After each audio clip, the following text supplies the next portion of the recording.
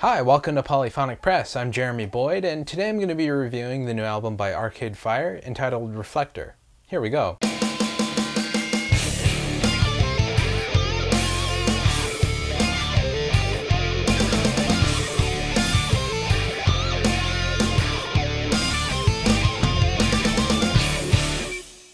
Arcade Fire, a Canadian band formed in Montreal in 2001 by Winn, Butler, and Josh Du. They were signed to Merge Records and released their self-titled debut EP in 2003. The following year they released their full-length debut Funeral, which was both a critical and commercial success. Since then they've been fairly consistent, releasing albums every couple of years. This is their fourth album and it's called Reflektor. And this album starts off with a hidden track, which is this kind of weird psychedelic noise that lasts for about 10 minutes. It leads right into the title track, Reflektor, which is also the first single from the album. It immediately goes into this disco-inspired beat, and it's a very catchy kind of pop song that's got a really good groove to it. It's somewhat different from what Arcade Fire have done up to this point into their career. I like this song, but one complaint I do have is it tends to drag on a little too long. It clocks in at about 7.5 minutes, and it's very repetitive.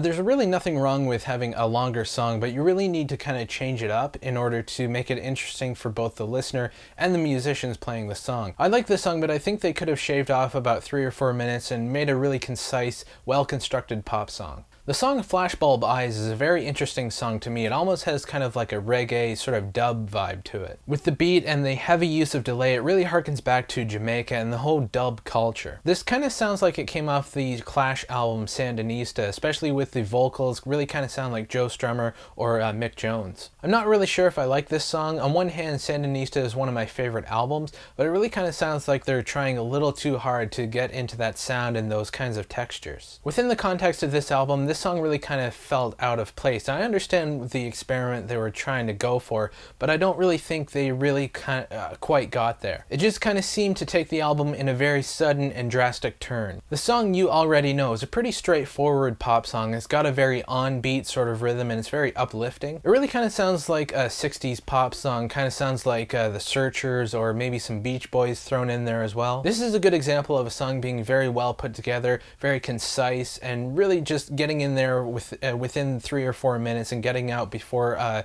it lingers on too long. I can really see the song being a single and getting a lot of radio airplay because it's catchy enough, but it's not really cheesy or anything like that. It's got kind of 1 foot in pop and 1 foot in experimental, so it's got a lot of different dynamics going on. It's almost like a hybrid song. The song Joan of Arc starts off as a sort of a very fast kind of punk rock song. It almost sounds like something from the Clash's first album, but it immediately shifts gears and goes into this sort of mid-tempo kind of pop groove. It's a very drastic change right at the start of the song and it's kind of jarring, but even though the groove is different, the vocals really resemble the Clash very closely, and I'm beginning to suspect that the Clash was a heavy influence on this album. In particular, the album Sandinista, which kind of like this one, it jumps from genre to genre. I'm not really sure though how well that works with Arcade Fire because Sandinista kind of has a clear path and sort of a loose concept. This album really kind of seems to be jumping all over the place. The song Porno seems to have a different feel altogether. It seems to be incorporating a lot of elements from hip-hop. With the electronic beat and the synthesizers, it really kind of gives you into the mood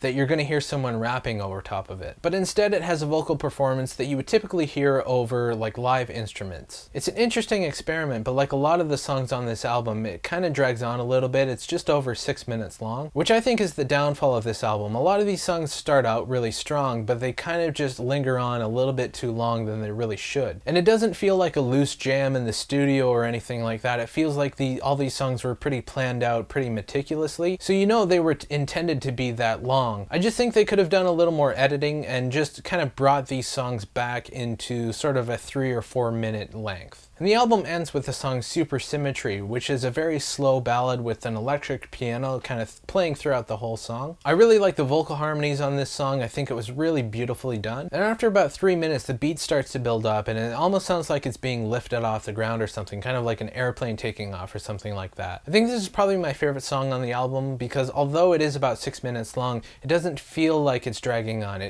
There's a lot of different changes and sort of dynamics and going up and down that it really keeps you engaged and keeps you interested in the whole song. This song ends with another hidden track which is kind of like another psychedelic sort of swarm of noise, which serves to sort of bookend the album. The production on this album is pretty well done. It's pretty crisp and clear, but it doesn't sound diluted or polished or anything like that. I think this album has a lot of well-written songs, but like I said, they kind of drag on a little bit too much, which I think really hurt the album quite a bit. Another thing is stylistically, the songs are kind of all over the place. They didn't really have a clear path or a clear vision or anything like that. So it's really hard to kind of get into a constant mood when you're listening to the album from start to finish. So for those reasons, I'm going to give this album a 5 out of 10. So anyway, that's what I thought about the album. Let me know what you guys think in the comments. If you'd like to suggest an album for me to review, please leave that in the comments as well. Don't forget to check us out on Twitter, Facebook, and Last.fm. And that's about it. Take it easy.